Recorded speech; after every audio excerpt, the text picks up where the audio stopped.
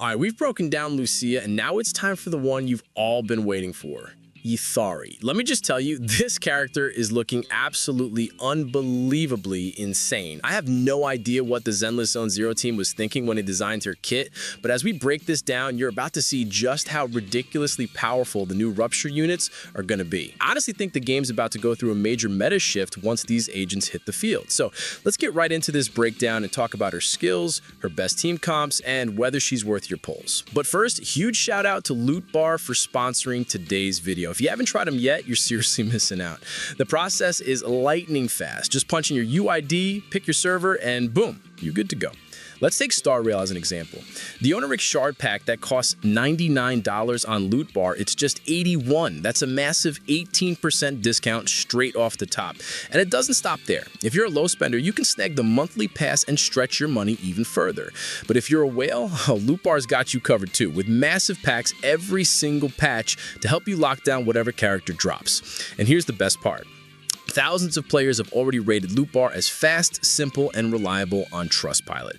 Still skeptical? I even recorded a quick 30-second video of me topping up on my TikTok homepage for you to see. So don't wait, click the link in description or my TikTok homepage, grab up to 16% off your in-game purchases as a new user, and at the same time, you'll be helping support me and the channel. So let's talk about how to actually play Yidhari. She's an S-rank Ice Rupture unit, and her power comes from her core passive, which grants her additional sheer force based on her maximum health. This is huge because all of her ice damage is treated as sheer damage, meaning she completely ignores the enemy's defense when she attacks. Her entire playstyle centers around a unique and risky mechanic. Her charged basic attacks consume her own HP the longer you hold them, building up to 3 stages of power. When you release, she unleashes a devastating attack. This creates a really exciting high-risk, high-reward dynamic that might be tough to master, but it's going to be so much fun once you get the hang of it. I mean, an HP sacrificing character, who wouldn't want a concept like that? Sign me up, baby. This is only boosted by her additional ability, which increases her crit damage while also reducing the damage she takes when her health drops below a certain point, though you'll need a stun or support unit on the team to activate it. Her special and EX special attacks are where things get even crazier, as they unleash powerful combos that will absolutely skyrocket her DPS. When you weave these skills together with her charged attacks, you can trigger special effects like Surging Cold or Crushing Pursuit, which instantly grant her maximum charge levels for truly massive damage output. And that brings us to her most insane mechanic, the Ether Veil. If Yidhari has maxed out her decibels and lands the final hit of a charged attack, EX special, or chain attack, she consumes 3,000 decibels to automatically trigger her own version of an Ether Veil, just like Lucia. This state is ridiculous. It increases the entire team's maximum HP for a short time, speeds up her own charge attacks, increases the rate her HP is consumed for even more damage, and grants a follow-up tentacle attack that's considered an EX special.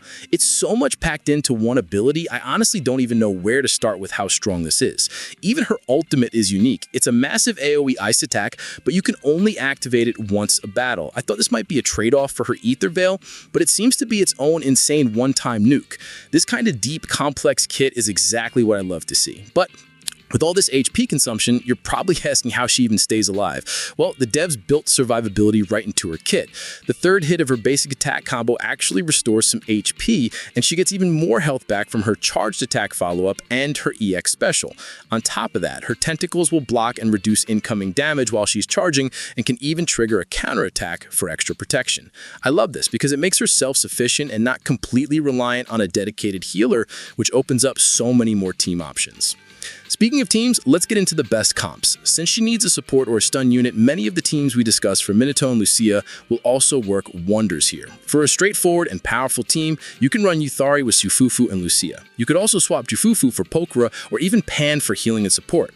Another fascinating option is pairing her with Lycon and Orphe, leveraging their fire and ice synergy.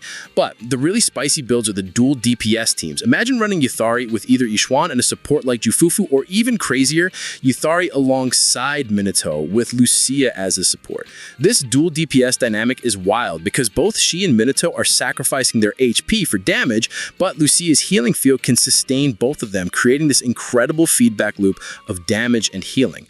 So, what's the final verdict? Yidhari is an absolute ice damage monster, and she has the potential to rival our current top-tier ice DPS, Miyabi. My opinion is that if you missed out on Miyabi or are looking for a new ice powerhouse, she is without a doubt your next best choice and will easily outperform units like Hugo and Ellen.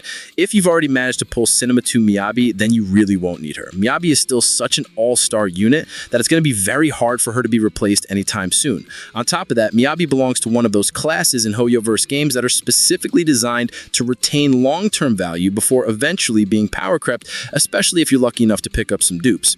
Overall, Yidhari has a super high skill ceiling, but for players who can master her mechanics, she has clear potential. If you're committed to the Rupture meta and are already planning to pull for Lucia, she's a fantastic investment that will complete your team. But if you're still on the fence, it's okay to wait for more gameplay and see her damage numbers in action. The bottom line is, this character is proof that the devs are pushing the boundaries of what's possible, and it's got me incredibly hyped for the future of the game. Let me know what you guys think about her kit in the comments below, and if you enjoyed the breakdown, please consider leaving a like on the video and subscribing to the channel for more Zenless Zone Zero content just like this.